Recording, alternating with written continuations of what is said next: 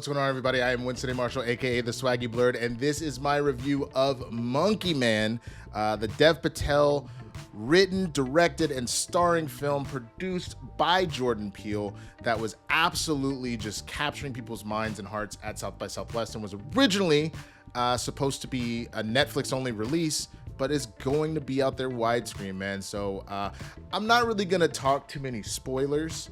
So you don't have to worry about that. But before we get started, be sure that if you haven't already, you hit that subscribe button, you hit the notification bell so you can get all the information of when I'm putting out content, whether it be reviews, comedy, commentary, whatever it is. You don't want to miss it. But jumping into Monkey Man, I talked a little bit in my Out of the Theater reaction about how I really, really love the culture and the action in this film. You know, the one thing I know everybody loves to scream DEI about everything at this particular point and all that stupid shit. The thing that makes different movies so interesting and not be cookie cutters is the individuality, specifically of the films. And so what I love about Monkey Man, people immediately wanted to go, oh, this just looks like Indian John Wick. And certainly there are moments where it feels that way, but we're dealing not only with a completely different world, which is quite amazing to be in India and to see you know, how people are living, and we get to see all elements. We get to see how the super rich live and how the super poor live, and that whole network, and even how some of the more religious people live as well. I really enjoyed exploring different parts of these towns.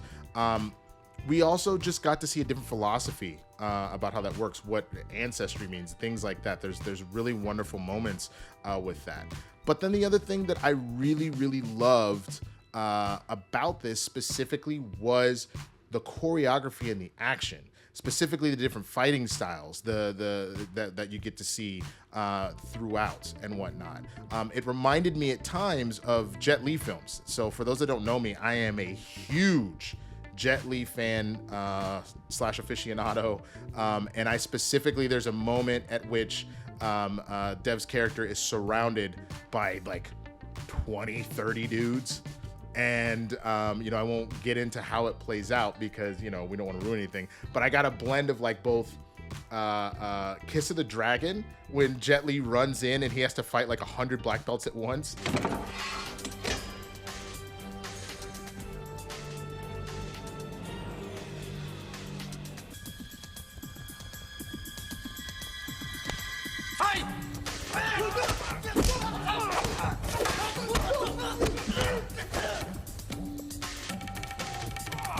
But then also Mulan, if you know, you know.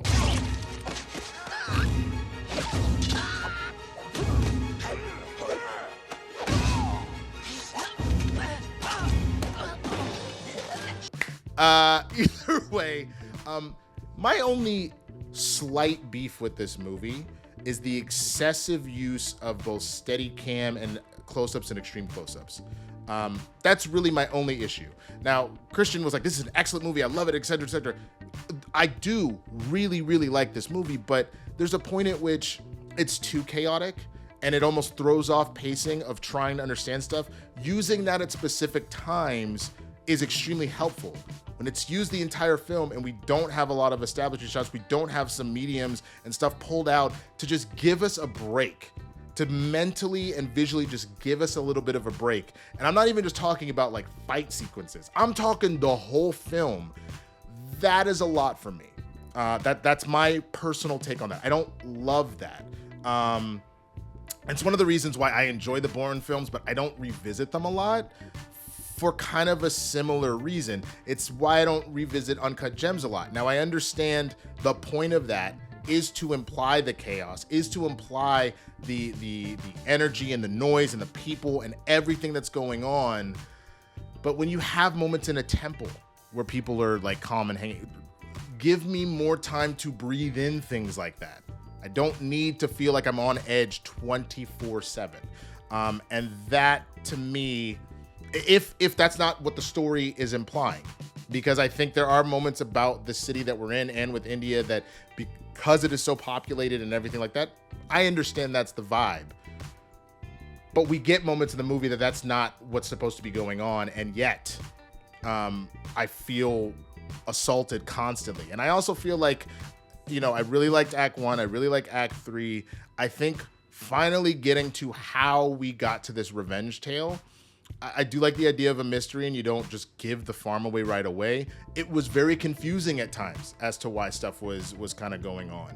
Now, again, they figured it all out. I think that it does tell a really compelling tale, and I think the ending also is very poignant. I like when things end a particular way. Again, I said I wouldn't spoil anything. So I do kind of like how they decided to end the film, as well as how Dev decided to end the film.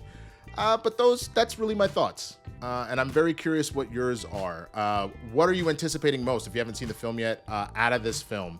Is it seeing Dev, go full action here? Obviously, he did a little bit with Green Knight and all that kind of stuff, but now he's the guy, like straight, again, Jet Li, Keanu Reeves, and John Wick, all that. Are you excited to see that? Are you curious to see what project Jordan Peele has gotten into?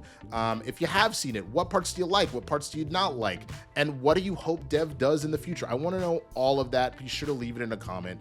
Throw a like on this video, and be sure to subscribe if you haven't already, so that you know when all the other content's coming out. I've been doing reviews of X-Men 97. I've been doing comedy stuff and commentary and whatnot, so definitely come on back, show some love, man. You can find me also over on the Christian Harloff channel doing Capes and Cows with Christian and Coy on Fridays, and then follow me on all the socials at the Swaggy Blurred, so you know when I got stuff coming up. And if you're watching this right now, then you may have seen already on my socials that there will be a Blurs in the Hood event on 4/16. It's been 2 years. Now, I'm not going to give anything away about what's going on. There will be a video put out about that, so please be sure to keep an eye out for that, so you know specifically what's happening. But put it on your calendars. I said March, April 16th, the day after tax day. After you done either got paid by the government or had to pay the government, come on and hang with the two of us, and we will let you know more about that in the next day or so. So with all of that, y'all, I'm going to get up out of here. I will see y'all on the next one. Until then, peace.